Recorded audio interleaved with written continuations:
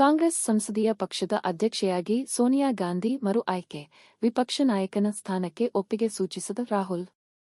ನವದೆಹಲಿ: ಕಾಂಗ್ರೆಸ್ ಸಂಸದೀಯ ಪಕ್ಷದ ಅಧ್ಯಕ್ಷರಾಗಿ ಮಾಜಿ ಕಾಂಗ್ರೆಸ್ ಅಧ್ಯಕ್ಷೆ ಸೋನಿಯಾ ಗಾಂಧಿ ಅವರು ಶನಿವಾರ ಅವಿರೋಧವಾಗಿ ಮರು ಆಯ್ಕೆಯಾಗಿದ್ದಾರೆ. ಇಂದು ದೆಹಲಿಯಲ್ಲಿ ನಡೆದ ಕಾಂಗ್ರೆಸ್ ಕಾರ್ಯಕಾರಿ ಸಮಿತಿ ಸಭೆಯಲ್ಲಿ ಕಾಂಗ್ರೆಸ್ ಅಧ್ಯಕ್ಷ ಮಲ್ಲಿಕಾರ್ಜುನ ಖರ್ಗೆ ಅವರು ಕಾಂಗ್ರೆಸ್ ಸಂಸದೀಯ ಪಕ್ಷದ ಅಧ್ಯಕ್ಷರಾಗಿ ಸೋನಿಯಾ ಗಾಂಧಿ ಅವರ ಹೆಸರನ್ನು ಪ್ರಸ್ತಾಪಿಸಿದರು. ಈ ಪ್ರಸ್ತಾವನೆಯನ್ನು ಗೌರವ್ ಗೊಗೊಯ್, ಕೆ. ಸುಧಾಕರನ್ ಮತ್ತು ತಾರಿಕ್ ಅನ್ವರ್ ಅವರು ಅನುಮೋದಿಸಿದ್ದಾರೆ. 77 ವರ್ಷದ ಸೋನಿಯಾ ಗಾಂಧಿ ಅವರು ಫೆಬ್ರವರಿಯಲ್ಲಿ ರಾಜ್ಯಸಭೆಗೆ ಆಯ್ಕೆಯಾದರು. ಇದಕ್ಕೂ ಮೊದಲು ಕಾಂಗ್ರೆಸ್ ಕಾರ್ಯಕಾರಿ ಸಮಿತಿಯು ರಾಹುಲ್ ಗಾಂಧಿ ಅವರನ್ನು ಲೋಕಸಭೆಯ ವಿರೋಧ ಪಕ್ಷದ ನಾಯಕನ ಸ್ಥಾನಕ್ಕೆ ಸರ್ವಾನುಮತದಿಂದ ಆಯ್ಕೆ ಮಾಡಿತು.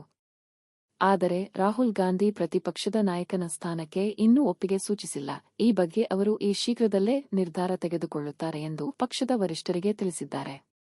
ಹಲವಾರು ಕಾಂಗ್ರೆಸ್ ನಾಯಕರು ರಾಹುಲ್ ಗಾಂಧಿ ಅವರಿಗೆ ನೀವು ನಿರ್ಣಾಯಕ ಪಾತ್ರವನ್ನು ವಹಿಸುತ್ತೀರಿ ಮತ್ತು ಅದು ಅಂತಿಮವಾಗಿ ಪಕ್ಷವನ್ನು ಬಲಪಡಿಸುತ್ತದೆ ಎಂದು ಒತ್ತಿ ಹೇಳುತ್ತಾ ಲೋಕಸಭೆ ಪ್ರತಿಪಕ್ಷ ನಾಯಕನ ಸ್ಥಾನವನ್ನು ಒಪ್ಪಿಕೊಳ್ಳುವಂತೆ ಒತ್ತಾಯಿಸುತ್ತಿದ್ದಾರೆ. ಇದೇ ವೇಳೆ ಸಾರ್ವತ್ರಿಕ ಚುನಾವಣೆಯಲ್ಲಿ ತಮ್ಮ ಪಕ್ಷದ ಕಾರ್ಯಕರ್ತರ ಪ್ರಯತ್ನವನ್ನು ಶ್ಲಾಘಿಸಿದ ಸೋನಿಯಾ ಗಾಂಧಿ, ನೀವು ಅತ್ಯಂತ ಸವಾಲಿನ ಸಂದರ್ಭಗಳಲ್ಲಿ ಕಠಿಣ ಚುನಾವಣೆಯನ್ನು ಎದುರಿಸಿದ್ದೀರಿ. ನೀವು ಅನೇಕ ಅಡೆತಡೆಗಳನ್ನು ದಾಟಿ ತುಂಬಾ ಪರಿಣಾಮಕಾರಿಯಾಗಿ ಪ್ರಚಾರ ಮಾಡಿದ್ದೀರಿ. ನಿಮ್ಮ ಯಶಸ್ಸು ನಮಗೆ ಹೆಚ್ಚಿನ ಉಪಸ್ಥಿತಿಯನ್ನು ನೀಡಿದೆ. ಲೋಕಸಭೆ ಮತ್ತು ಅದರ ಕಾರ್ಯವೈಖರಿಯಲ್ಲಿ ಹೆಚ್ಚು ಪರಿಣಾಮಕಾರಿ ಭಾಗವಹಿಸುವಿಕೆಗೆ ಹೆಚ್ಚಿನ ಶಕ್ತಿಯನ್ನು ನೀಡಿದೆ ಎಂದು ಹೇಳಿದ್ದಾರೆ.